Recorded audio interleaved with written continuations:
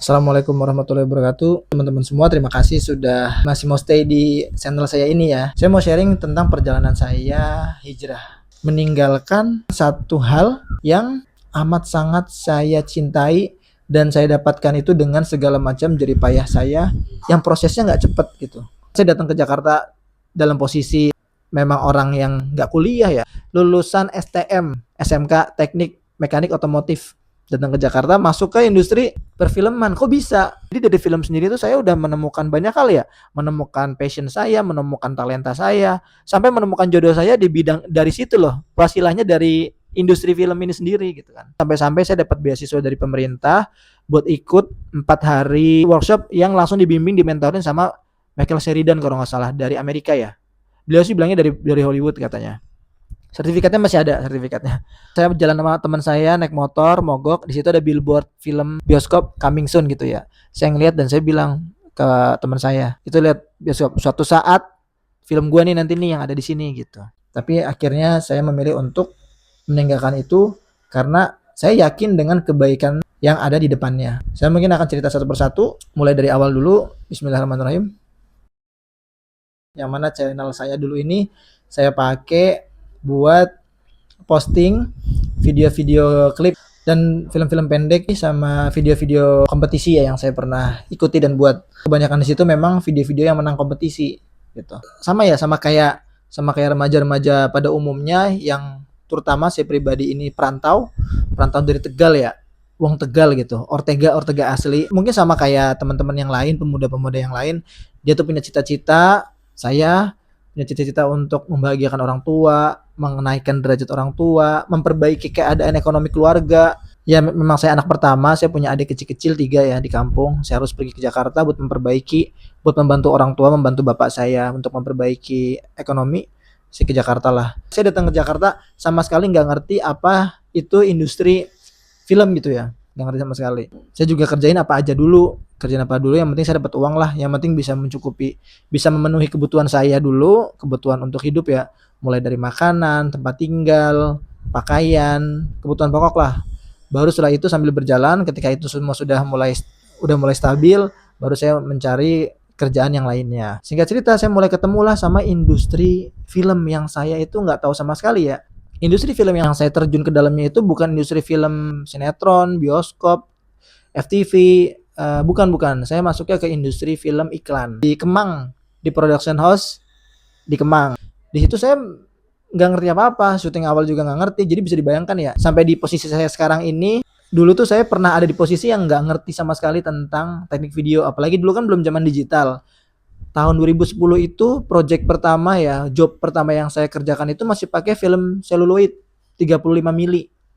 Jadi syutingnya nggak sembarangan. Saya dapat posisi yang awal-awalnya itu kerjaan saya cuman ngeprint, ngeprint dan ngeprint. Yang saya print itu isi dari materi meeting, ternyata meeting pre-production. Dari situ saya mulai tertarik waktu lagi ngelihat gambar-gambar loh, gambar-gambar ilustrasi, namanya storyboard ya. Saya kan memang suka gambar, dari kecil saya suka gambar, suka ngelukis gitu. Lama-lama saya timbul minat tuh, saya ngeliatin storyboard gambar, storyboard artis gambar. Saya timbul minat, kok kayaknya asik juga kerja di sini ya. Mulailah berjalan waktu, terus saya belajar. Saya mikir gini, wah nanggung nih kalau saya cuman kerja tapi saya nggak belajar, sayang. Apalagi dengan ritme kerja yang jam kerjanya itu pada saat itu lumayan panjang ya. Saya sampai nggak tahu sebenarnya saya tuh masuk kerja jam berapa, pulang kerja jam berapa, saya sampai nggak tahu gitu. Dan saya juga baru tahu ternyata posisi saya itu sebagai production assistant pada saat itu. Akhirnya saya terjun langsung belajar apa yang ada di pekerjaan saya itu. Saya mulai pengen banget belajar ngedit gitu. Waktu itu masih pakai Adobe Premiere kalau nggak salah, yang gambarnya kuda. Itu ada Premiere berapa ya? Tapi kan ngedit harus ada materinya. Nah dari situ saya mulai ngajak teman satu angkatan saya tuh yang baru masuk kerjanya juga bareng sama saya ya. Saya pakai handphone, syuting teman saya itu tuh. Saya coba edit. Kok ternyata menyenangkan ya ngedit ya. Ternyata bikin video tuh menyenangkan. Akhirnya saya bikin lagi dengan kepedean saya posting di Facebook. Waktu itu masih yang trennya Facebook ya. YouTube tuh belum seperti ini. Saya tren Facebook. Itu komentarnya macam-macam. Ada yang ngetawain, jelekin, sampai ada yang bilang gini. Ini film apa sih? Uka-uka ya, uji nyali ya. Ini film uji nyali kok gelap banget. Akhirnya dari situ malah ada orang yang kayak dia punya usaha weddingan, dia punya kamera Sony berapa ya, P170 apa berapa kalau nggak salah, masih pakai, waktu itu saya masih ngalamin masih pakai pita kaset, syutingnya masih pakai pita kaset. Akhirnya kami bergabung lah, bikin satu film pendek. Ternyata setelah selesai kita posting lagi ke Facebook, ternyata responnya makin banyak, ngajakin gabung gitu. Saya mulailah cari-cari orang lagi, gabung ke komunitas ini, komunitas itu. Tapi saya bagaimana caranya, saya harus menyesuaikan waktu saya nggak bebas ya.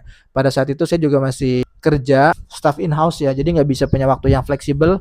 Yang nggak mau saya harus nyempatin waktu, pulang kerja jam berapapun, jam 10 malam, jam 11 malam, saya ketemu sama orang, sama teman saya yang punya studio, belajar ngedit, belajar lagi tentang kamera. Jadi semua itu saya tempuh dengan cara otodidak. Setelah merasa sudah lumayan punya ilmu gitu, saya mulai lagi ngerambang-rambang ikutan video kompetisi.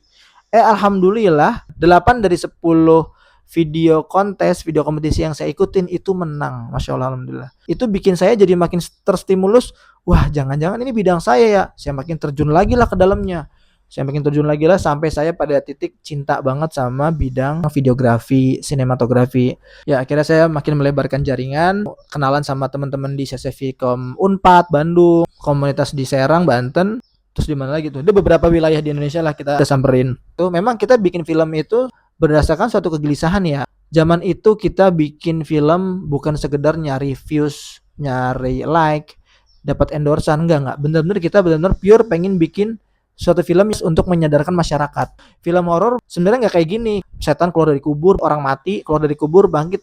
Film horor yang kami bikin pun nggak kayak gitu. Jadi bisa dibilang film horor yang kita bikin lebih ke arah thriller ya, suspense-nya yang kita mainkan, atmosfernya gitu, tanpa ada setan gentayangan yang keliling-keliling ngejar orang-orangnya gitu. Itu kan yang nggak ada di kehidupan kita sehari-hari gitu kan. Nah kita bikinlah itu. Akhirnya kita bikin sebuah project film pendek. Pas bikin ternyata sama teman saya, sahabat saya yang sekarang jadi istri saya ya, dikirimlah ke beberapa festival dan boom, filmnya masuk ke beberapa festival di Prancis, sinema Prancis, Los Angeles Indonesian Film Festival, dan berbagai macam lagi. Dari situ saya mulai lagi kenal sama orang-orang film. Selain memang background saya di industri ya, memang sudah bekerja di industri, saya mulai kenal sama beberapa. Sampailah pada titik saya ditawari sama salah satu sutradara ternama di Indonesia yang ngajakin saya sama produser film India ya. Nemuin saya di Pacific Place, saya ditawarin bikin film. Di situ saya mikir sampai akhirnya nggak dilanjutin karena di saat itu saya juga udah sibuk di karir saya di industri komersilnya, di iklan.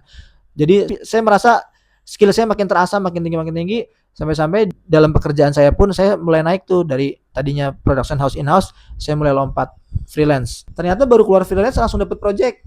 Makin banyak. Mudah-mudahan sih sampai sekarang teman-teman masih menganggap saya itu kerja saya baik ya. Sampai saya nggak pernah ada momen buat mencari pekerjaan atau lobby-lobby ke produser-produser atau atasan supaya saya dapat project. Jadi setiap saya belum selesai project satu udah dapat project lain. Langsung nyambung terus sampai dikasih tantangan sama salah satu bos owner production house di daerah Jakarta Selatan buat handle satu project sebagai produser iklan minuman besar yang regional ya, bukan cuma ada di Indonesia tapi jualannya sampai ke luar negeri. Minumannya warna hitam, soda, labelnya warna merah. Tebak sendiri apa? Itu project terus pertama langsung sulit lagi. Itu tidur mungkin bisa dihitung ya menitnya. Pada akhirnya saya bikin film pendek berikutnya, masuk ke festival sinema Australia Indonesia kalau nggak salah, ketemu sama salah satu director Indonesia yang filmnya juga masuk festival. Di situ saya mulai diajak bikin film panjang. Saya mikir inilah, saya ambil projectnya, saya nganggap ini cita-cita saya nih, akhirnya terwujud, passion semua. Wah pokoknya susah lah dia diucapin baik kata-kata. Padahal sebelumnya saya sudah ditawarin sama sutradara dan orang tadi, bos PH yang orang India tadi ditawarin, tapi saya lebih condongnya ke sini. Oh iya, saat itu saya menikah bertepatan dengan, jadi di puncak itu tuh saya ngerasa di puncak ya, bertepatan sama banyak hal besar. Saya tunangan, nikah, itu sambil ngerjain film panjang pertama saya. Karena teman saya ini, istri saya ini, sahabat saya di film ya, satu bidang, satu frekuensi, satu apa namanya, kalau satu sekufu lah. Saya kerjain projectnya, film panjang pertama, tuh disinilah obstacle-nya. Akhirnya ketika saya udah bikin film panjang, break tuh kan beda sama prosesnya bikin film layar lebar, film bioskop. Itu beda sama iklan, prosesnya beda. Jadi ada momen kosong dulu dari syuting ke editing karena prosesnya panjang. Di situ saya mulai ngerasa ternyata di perjalanan ini saya udah dapetin banyak hal ya. Saya udah punya kendaraan sendiri yang tadinya kehujanan jadi nggak kehujanan. Tahu maksudnya kan? Sekarang di depan garasi sampai nggak muat. Pada saat itu mau makan apa aja bisa kebeli lah, bisa dibilang. Kita mau pakai pakaian apa aja bisa kebeli.